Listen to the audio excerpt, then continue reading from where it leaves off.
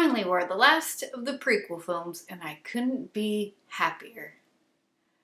But I still have to talk about it, so let's just get that out of the way.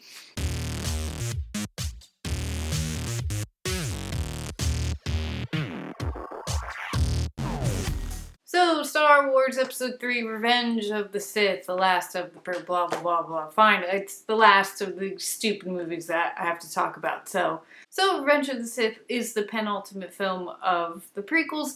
It's where pretty much everything goes down. We've been building up to this point of Anakin finally succumbing to the dark side. And you'd think it'd be, kind of a cool transformation.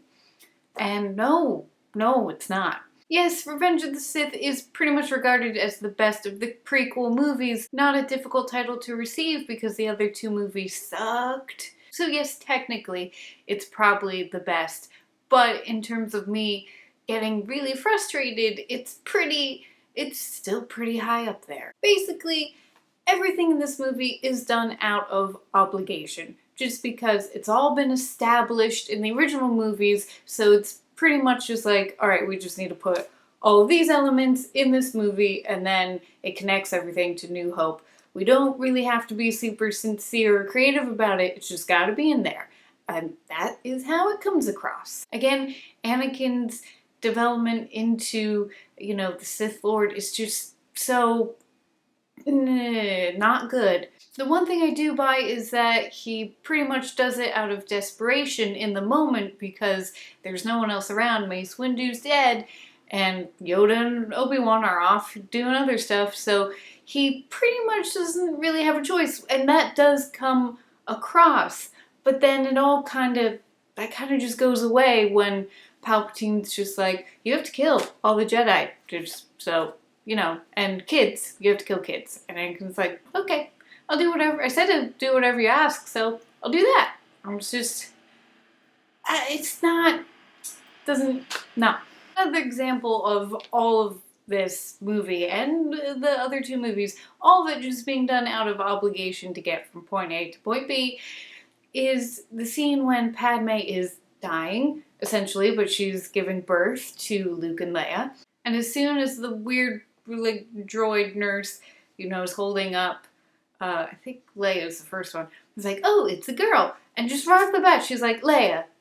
Just call her Leia. And then Luke comes out, and it's just like, oh, it's a boy. And then not even a second later, just Luke.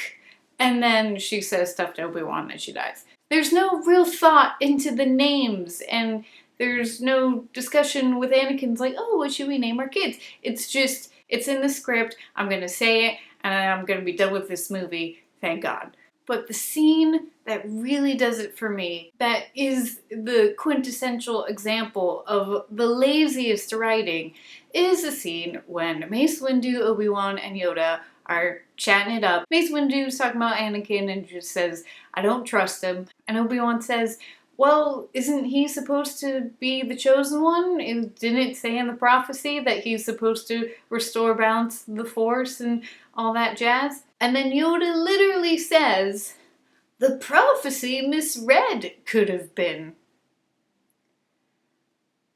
What? You are a Jedi. What?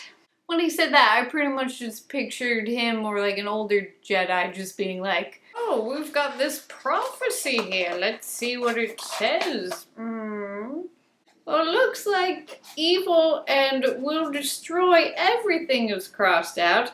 And written above it in red is will bring light to everything and things will be good and the Force will be great. Well, I guess that's it then. They just wanted to put in that stupid prophecy storyline because they thought it was the only thing that made sense. And then for a cop-out, it's just like, oh, it was misread. It was misread by a bunch of Jedi who are, the smartest people apparently in this galaxy and they really know anything. But no, it was misread. The only thing that this movie and this series has going for it are the fight scenes. Those are pretty cool. In this movie, the Grievous scene with Obi-Wan is great. And then the last scene where Obi-Wan and Anakin fight, the fighting is really good. The dialogue in between, not so much. The one saving grace of this movie and of the prequel series for me is Ewan McGregor as Obi-Wan, because he really tries. You can tell he's actually having fun as Obi-Wan. Also honorable mentions to, I forget his name, but the guy who plays Palpatine, he does a really good job. And Natalie Portman in the third movie is slightly better than the other two. She actually does try in the third one. I don't know where that was in 1 and 2, but it's there in the third one, so whatever. Hayden Christensen, you still suck. So, okay, I'm not going to spend too much more time on this movie because I'm done. I'm done with the prequels. I'm going to move on to the good stuff because it's better and it makes me happy and not angry. So, as a movie and as more of a comparison to the other two, I'll give Revenge of the Sith a barely worth it, but for the levels of frustration that I'm feeling right now are just 1 star out of 10 billion. It just sucks. It sucks. So, that's my video for Star Wars Episode 3, Revenge of the Sith, and next time I will be talking about Star Wars A New Hope, which is so perfect title, because hope. But anyway, what did you guys think of Revenge of the Sith? Were you as frustrated with it as I was, or were you able to be more okay with it because it's kind of better than the other two? Whatever you think, let me know in the comments. I'd love to hear from you. And well guys, that's it for me. Hope you're having a great day, and may the Force be with you. Toodles!